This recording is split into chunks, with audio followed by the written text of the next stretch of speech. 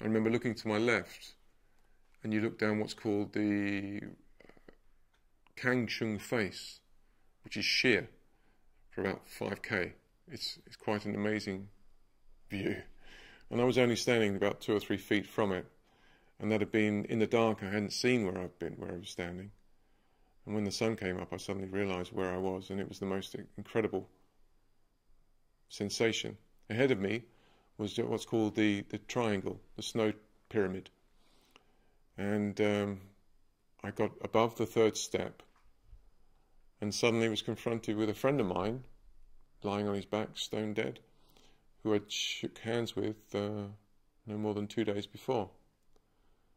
And as you leave, just to tell you what happened, you leave Camp 4 and you go to a point called Mushroom Rock, which is roughly just before the 2nd step, where you change your oxygen bottle to a new one.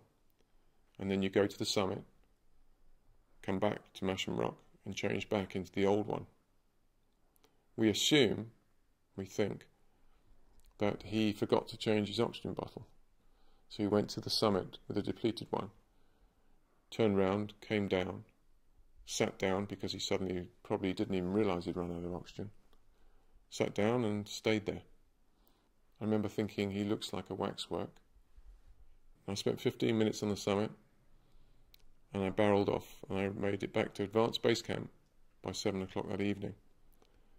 And during the course of that descent, I passed a German guy leaning against a rocky outcrop, and I couldn't get round him because it was too sheer.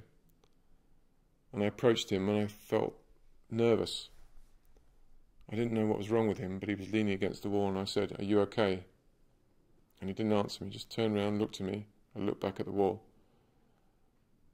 So I reached around him gingerly, straddled him, I got round him, and I continued on my way.